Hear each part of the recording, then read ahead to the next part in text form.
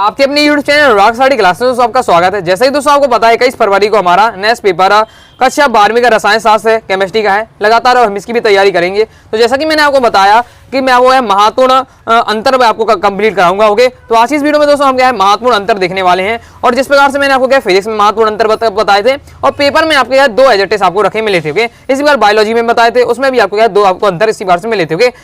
Okay, तो इसी प्रकार से मैं दोस्तों आपको केमिस्ट्री में भी अंतर वाला क्वेश्चन आपको बताने वाला हूँ, समझाने वाला हूँ। सो वीडियो को ध्यान से अंतर देखिएगा। पार्ट 1 है। ओके, तो अंतर वाले प्रश्नों की महामैराथन होने वाली, तो आपको क्या है कंप्लीट अंतर आपको तैयार करना है। ओके, तो विश्वास में क्या है वो शक्ति है जिससे क्या है उजड़ी हुई दुनिया में क्या है प्रकाश लाया जा सकता है। अगर आपको क्या है अपने ऊपर विश्वास है कि मैं अपने जो आपने टारगेट फिक्स किया है उसे प्राप्त कर सकता हूं, तो आप क्या है वास्तव में आप प्राप्त कर सकते हैं। चलिए दोस्तों हम देख लेते हैं अंतर। हो गए, तो सबसे पहले हम क्या है चैप्टर बाय चैप्टर, जिस प्रकार से आपके चैप्टर में पहले हम बिलियन वाले चैप्टर से देख लेते हैं, जिसमें हमारा क्या है मूललता और मोललता वाला आपका अंतर बहुत ज्यादा इंपॉर्टेंट है। ओके, तो वैसे तो आपको क्या है इनकी परिभाषा और आपने उनके सूत्र याद कर लिए हो तो आपसे बन ही जाएगा। ओके, बाकी क्या है आपको क्या है दोनों की परिभाषा उदाहरण आपको सूत्र याद कर लीजिएगा, साथ ही इन दोनों का अंतर तैयार कर लीजिए। इनसे संबंधित जरूर एक ना एक क्वेश्चन बनता है। ओके, देख लेते हैं मोलरता और मोललता में आपका अंतर। ओके, तो मोलरता में क्या है बिलियन के आयतन पर विचार किया जाता है। ओके, जबकि मोललता में क्या है मोललता में विलायक के द्रव्यमान पर विचार किया जाता है। ओके, ये आपको ध्यान रखना। फिर क्या है मोलरता किसी बिलियन के 1 लीटर में घुले विलेय पदार्थों के मोलों की संख्या होती है, जबकि आपकी मोललता बिलियन के प्रति 1000 ग्राम विलायक में घुले विलेय पदार्थों के मोलों की संख्या होती है। ओके, थोड़ा कंफ्यूजन हो सकता है, क्लियर करके रखिएगा। ओके, फिर है आपका मोलरता में क्या है विलायक के भार का कोई महत्व नहीं होता है। मोलरता में क्या है बिलियन के आयतन का कोई महत्व नहीं होता है। ओके, इसमें विलायक के भार का महत्व नहीं होता है, इसमें क्या है बिलियन के आयतन का महत्व नहीं होता। ओके, इसमें क्या है इसे क्या है मोलरता को कैपिटल एम से प्रदर्शित किया जाता है, जबकि मोलरता को स्मॉल एम से प्रदर्शित किया जाता है। और मोलरता में क्या है तापमान पर ताप क्रम पर निर्भर करती है, जबकि मोलरता ताप क्रम पर क्या है के साथ ही क्या है परिवर्तित नहीं होती। ओके, तो ये आपका हो जाता है। अच्छे से आपको तय करना है, थोड़ा कंफ्यूजन हो सकता है। ओके, तो एक बार प्रैक्टिस कर लीजिएगा लिखकर, और ओके और 2-3 बार लिखेंगे तो आपको याद हो जाएगा। आगे देख लेते हैं, आगे हम किस प्रकार से आपको तय करना चाहिए। तो नेक्स्ट आपको तय कर लीजिए आदर्श विलयन और अनादर्श विलयन में अंतर बहुत ज्यादा महत्वपूर्ण, प्रीवियस ईयर में कई बार आ चुका है। आदर्श विलयन और अनादर्श विलयन में अंतर। तो आदर्श विलयन क्या है, ताप आदर्श विलयन भी होते हैं। ओके, जो क्या है राउट के नियम का पालन करते हैं, मतलब ताप एवं दाब की संपूर्ण परास में राउट के नियम का पालन करें वो कहलाते हैं आदर्श। ओके, आदर्श विलयन। ओके, और अनादर्श विलयन को कहलाते हैं ताप एवं दाब की संपूर्ण परास में क्या है राउट का नियम का जो पालन नहीं करते हैं वो कहलाते हैं आपके अनादर्श विलयन। ओके, जैसे कि है जो अपने माता पिता की बात मानता है गुरुजनों की वो कहते हैं आदर्श व्यक्ति। ओके, और जो नहीं मानता तो अनादर्श। समझ रहे, उसी प्रकार से कि जो क्या है राउट का नियम का पालन कर रहा है वो आदर्श विलयन है, जो राउट का नियम का पालन नहीं कर रहा वो आपका अनादर्श विलयन। ओके, तो आपको एक अंतर ये तय करना है। दूसरा एंथैल्पी परिवर्तन, इसमें क्या होता है इसमें इक्वल होता है आपका ओके और जीरो के बराबर होता है, जबकि अनादर्श विलयन में एंथैल्पी परिवर्तन आपका जीरो नहीं होता। ओके, इसमें भी इसी प्रकार से दिया आयतन परिवर्तन इसमें जीरो होता है आदर्श विलयन में, अनादर्श विलयन में क्या आयतन परिवर्तन आपका जीरो नहीं होता। इस प्रकार से आपको लिख लेना है, बिल्कुल प्रैक्टिस कर लीजिएगा। ओके, तीनों अंतर इसी प्रकार से आपको एज इट इज लिख देना है, नंबर आपको मिल जाएगा। साथ ही एक और आप अगर अंतर तैयार करना चाहते हैं तो आदर्श विलयन का उदाहरण तैयार कर लीजिएगा और अनादर्श विलयन का उदाहरण तैयार कर लीजिएगा, आपके 4 अंतर आपसे बन जाएंगे। नेक्स्ट देख लेते हैं, नेक्स्ट आप तैयार कर लीजिएगा अभिक्रिया की दर और दर स्थिरांक में अंतर बहुत ज्यादा महत्वपूर्ण है। ये भी प्रीवियस पेपर में कई बार आ चुका है, अच्छे से आपको तय करना है अभिक्रिया की दर और दर स्थिरांक में अंतर। ओके, तो ये आपका दिया हुआ है अभिक्रिया की दर और दर स्थिरांक में अंतर। अभिक्रिया की दर में क्या अंतर है, इकाई समय में क्रिया कारक के सांद्रण में कमी या उत्पादन के सांद्रण में वृद्धि को क्या है व्यक्त किया जाता है किसके माध्यम से, अभिक्रिया की दर से। दर स्थिरांक क्या है, दर समीकरण में समानुपातिक स्थिरांक होता है, उसे कहते हैं हम दर स्थिरांक। ओके, नेक्स्ट है आपका अभिक्रिया की दर में अभिक्रिया की दर क्या अभिकारक के सांद्रण पर निर्भर करती है, जबकि क्या दर स्थिरांक का मान क्या अभिकारक के सांद्रण पर निर्भर नहीं करता। ओके, आपका अभिक्रिया की दर में क्या है साम्यावस्था पर अग्र व पश्च अभिक्रिया का वेग बराबर होता है, जबकि दर स्थिरांक में क्या है साम्यावस्था में अग्र और पश्च अभिक्रिया का वेग नियतांकों का अनुपात ही क्या है साम्य स्थिरांक है। ओके, नेक्स्ट आप किसी क्या है इकाई लिख दीजिएगा। अभिक्रिया की दर की इकाई क्या है मोल इनवर्स लीटर इनवर्स समय इनवर्स होती है, जबकि क्या है दर स्थिरांक की इकाई क्या है अभिक्रिया की कोटि पर निर्भर करती है। इस प्रकार से आपको लिख देना, अच्छे से याद कर लीजिएगा, बहुत ज्यादा इंपॉर्टेंट है अभिक्रिया की दर और दर स्थिरांक में अंतर। ओके, और फिर इसके बाद नेक्स्ट आपको तय करना है अभिक्रिया की आणविकता और क्या अभिक्रिया की कोटि में अंतर। अभिक्रिया की आपकी क्या है अभिक्रिया की आणविकता और अभिक्रिया की कोटि में अंतर है, ये भी बहुत ज्यादा इंपॉर्टेंट है, प्रीवियस पेपर में भी कई बार आ चुका है। और ये अभिक्रिया की दर या दर स्थिरांक आता है और ये नहीं आपको मिलता है तो फिर आपको क्या है अणुसंख्यक और अभिक्रिया की आपसे कोटि पूछी जा सकती है।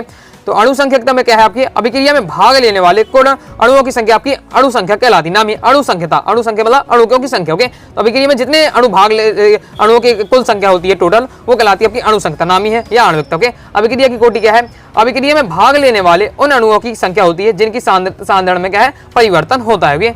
फिर आपका ये क्या है, जो आपका अनुसंगता है वो क्या है, ये सैद्धांतिक पद है। जबकि जो अभिक्रिया की कोटि है क्या है, प्रयोग द्वारा ज्ञात किया जाता है। ओके, मतलब ये सिद्ध है, जबकि ये क्या है, प्रयोग द्वारा ज्ञात किया जाता है। और जो अनुसंख्यता है वो हमेशा क्या है, पूर्णांक होती है। ओके, मतलब पूर्ण संख्या होती है, 1 2 3 ये आपके पूर्णांक होते हैं, 1/2 तो ये आपके पूर्णांक नहीं। ओके, तो अभिक्रिया की कोटि है जो क्या है, ये प्रभाज मतलब ये आपके भी होती है। प्रभाज मतलब ये फंक्शन वाला, मान लीजिए अभिक्रिया की कोटि है, ये बटे में भी हो सकती है अभिक्रिया की कोटि, लेकिन जो आपकी अनुसंख्यता है वो बटे में नहीं हो सकती, लेकिन क्या है, पूर्णांक होती है। पूर्णांक मतलब फिक्स होती है, 1 है, 2 है, 5 है, 10 ये पूर्णांक लाते हैं। क्योंकि 1/2 3/4 ये सब आपके क्या है, बटे वाले होते हैं, ये फंक्शन वाले, ये आपकी अभिक्रिया की कोटि में काम करते हैं। ओके, आई होप आप समझ चुके होंगे। और इसका मान शून्य नहीं होता, किसका, अभिक्रिया अनुसंख्यता का कभी मान क्या है, शून्य नहीं होता है। जबकि आपकी अभिक्रिया की कोटि का मान क्या है, शून्य हो सकता है। ओके, नेक्स्ट अनुसंख्यता में इसमें क्या है, अभिक्रिया की क्रिया विधि के संबंध में कोई जानकारी नहीं मिलती, जबकि अभिक्रिया की कोटि में है, इसमें क्या है, क्रिया विधि के संबंध में जानकारी मिलती है। बहुत ज्यादा इंपॉर्टेंट है अनुसंख्यता अभिक्रिया की कोटि में अंतर, साथ ही अभिक्रिया की दर और दर स्थिरांक में अंतर, आदर्श विलयन आदर्श विलयन, मूलता में अंतर, बहुत ज्यादा इंपॉर्टेंट है। सभी आपको तैयार कर लीजिएगा। आई होप आपको समझ में आया होगा। इससे पहले दोस्तों मैं बता दूं, अभी तक दोस्तों हमने अपने अनुराग आचार्य क्लासेस के केमिस्ट्री के कोर्स को ज्वाइन कर सकते हैं। केमिस्ट्री कोर्स ज्वाइन करने से क्या फायदा होगा, all chapter PDF notes, all chapter important question, साथ ही इंपॉर्टेंट वस्तुनिष्ठ प्रश्न आपको कंप्लीट आपको मिल जाएंगे। तो कोर्स ज्वाइन करने के लिए पीडीएफ के रूप में आपको मिलने वाले हैं, जिससे कम समय में आप कंप्लीट तैयारी कर पाएंगे। तो कोर्स ज्वाइन करने के लिए 90 39 53 44 89 दिए गए व्हाट्सएप में मैसेज करना है। फीस 199 रुपये, 50% ऑफ चला, केवल 99 रुपये में कंप्लीट केमिस्ट्री का कोर्स दिया जा रहा है। आगे देख लेते हैं। इसके बाद देखिए, अभी तक हमने 4 अंतर देखे, इसके बाद 2 और अंतर मैं आपको बताने वाला हूं, और आगे जो भी आपके अंदर रह जाएंगे फिर मैं आप क्या नेक्स्ट वीडियो में कवर कर लेंगे। ओके, तो धनात्मक विचलन वाले विलयन व ऋणात्मक विचलन वाले विलयन में पहले अंतर देख लेते हो। ये भी आपके बहुत ज्यादा इंपॉर्टेंट है। तो धनात्मक विचलन वाले विलयन और ऋणात्मक विचलन वाले विलयन। ओके, तो धनात्मक विचलन वाले विलयन में क्या होता है कि इन विलयनों में कि आंशिक दाबों के मान राउड नियम द्वारा क्या परिकलित मानों से अधिक होते हैं, जबकि इन विलयनों के किसमें, ऋणात्मक विचलन में। ऋणात्मक विचलन में क्या होता है कि इन विलयनों के आंशिक वाष्प दाबों के मान राउड नियम द्वारा परिकलित मानों से क्या कम होते हैं, इसमें क्या अधिक होते हैं, इसमें कम होते हैं। और फिर ये आपके दोनों के मान जब इस बार से आप लिख दीजिएगा कि इसमें क्या होता है, ये आपका प्लस वैल्यू में होता है, ये आपका नाम ही है। देखिए, धनात्मक से धनात्मक रहने वाला है, और ये आपका ऋणात्मक है तो ऋणात्मक आपका रहने वाला है। इस प्रकार से आप ध्यान रखिएगा। नेक्स्ट है कि ये क्या है, जो आपके धनात्मक विचलन वाले विलयन होते हैं ये निम्न क्वांति आपके एंजियोट्रॉप्स होते हैं, जबकि क्या है ऋणात्मक वाले होते हैं ये उच्च क्वांति एंटीट्रॉप्स होते हैं। ऋणात्मक वाले उच्च होते हैं, धनात्मक वाले निम्न क्वांति होते हैं। ये आप ध्यान रखिएगा। नेक्स्ट धनात्मक विचलन में कि ये विलय विलायक अन्योन क्रिया का मान विलय विलायक से कम होता है, जबकि इसमें ऋणात्मक वाले में क्या होता है, ऋणात्मक विचलन वाली विलयन में कि विलय विलायक अन्योन क्रिया का मान विलय विलायक से अधिक होता है। ओके, ये आपका रहता है। फिर उसके बाद आपको क्या उदाहरण दोनों को तैयार कर लीजिएगा। तो ये आपका हो जाता है धनात्मक विचलन वाले विलयन और आपका ऋणात्मक विचलन वाले विलयन। ओके, बहुत समय से नहीं है तो इसके हाई चांसेस तैयार कर लीजिएगा।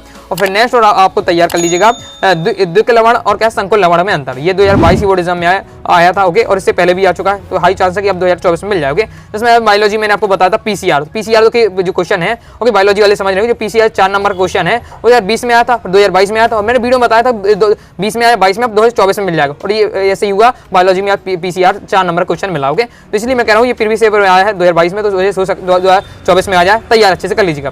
तो द्विक लवण और संकुल लवण में अंतर देख लेते हैं किस प्रकार से आपका दिया हुआ है, तो समझ के लीजिएगा तो आपको अच्छे से याद हो जाएगा। ओके, तो ये आप जो द्विक लवण होते हैं ये योगात्मक यौगिक जिनका अस्तित्व ठोस अवस्था में होता है, किंतु जल में घोलने पर अपने अवयवों में विभक्त हो जाते हैं, द्विक लवण कहलाते हैं।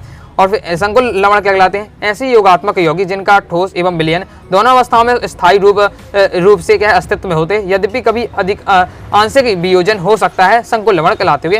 तो जब जो द्विक लवण है जो आपके शुरुआत में क्या ठोस रहेंगे, ओके, ठोस अवस्था में रहते हैं ये जो आपके यौगिक है। ओके, जबकि जल में घुलते हैं तो ये आपके क्या है, घुल जाते हैं, अपने अवयव में विभक्त हो जाते हैं, जबकि ये तो पहले से क्या ठोस और विलयन दोनों रूप में पाए जाते हैं। और फिर आपको द्विक लवण में है यह केवल ठोस अवस्था में स्थायी होते हैं, इन्हें जल में घुलने पर ही क्या है अवयवी आयनों में विभक्त हो जाते हैं। वही बात है जो इसमें अपन देख चुके हैं पहले पॉइंट में। संकुल लवण में क्या होता है कि ये ठोस अवस्था में स्थायी होते हैं, जब इन्हें हम क्या जल में घोला जाता है तो ये अपने अवयवी आयनों में विभक्त नहीं होते, बल्कि यह एक संकुल या जटिल आयन बना लेते हैं। ओके, किस प्रकार से हैं कि जो आपके द्विक लवण है ये ठोस अवस्था में स्थायी होते हैं, जल में घोलेंगे तो ये अपने अवयवी आयनों में विभक्त हो जाएंगे। क्योंकि संकुल लवण है तो ये तो क्या है अपने ठोस अवस्था में स्थायी तो रहेंगे, लेकिन जब इन्हें जल में घोलते हैं तो ये अपने अवयवी आयनों में क्या है विभक्त नहीं होते, जबकि क्या द्विक लवण विभक्त हो जाते हैं। द्विक लवण होते हैं जो भौतिक एवं रासायनिक गुण अपने अवयवी यौगिक के समान होते हैं, संकुल लवण में क्या होता है, भौतिक एवं रासायनिक अपने अवयवीय यौगिकों से पूर्णतः क्या भिन्न होते हैं, भिन्न होते हैं। नेक्स्ट है, इसके सूत्र में अवयवी लवण पूरे रूप में और साथ लिखे जाते हैं, जबकि क्या संकुल जो लवण होते हैं इनके सूत्र को है उपसहसंयोजी आयन को बड़े कोष्टक के अंदर लिखा जाता है, जबकि मतलब क्या कहा जा रहा है, इनके सूत्र को है पूरे रूप से एक साथ लिख दिया जाता है। ओके, जबकि जो संकुल लवण होते हैं उन्हें क्या कोष्टक में लिखा हो जाता है। ओके, अपने उपसहसंयोजी यौगिक लिखते होंगे तो आपने देखा कोष्टक के अंदर लिखा जाता है, जो कोष्टक के अंदर लिखा जाता है वही आपका संकुल लवण होता है। ओके, तो ये हो जाता है आपका संकुल लवण और द्विक लवण में अंतर। तो आई होप दोस्तों आपको वीडियो पसंद आएगी, वीडियो पसंद है वीडियो लाइक करें, चैनल से भूलिएगा, कोई डाउट आता है कमेंट बॉक्स में आप जरूर पूछ लीजिएगा। टेलीग्राम चैनल को ज्वाइन कीजिएगा, टेलीग्राम चैनल को ज्वाइन कर लीजिएगा, साथ ही इंस्टाग्राम फॉलो कर लीजिएगा। मिलते हैं नेक्स्ट वीडियो में, तब तक के लिए बाय बाय।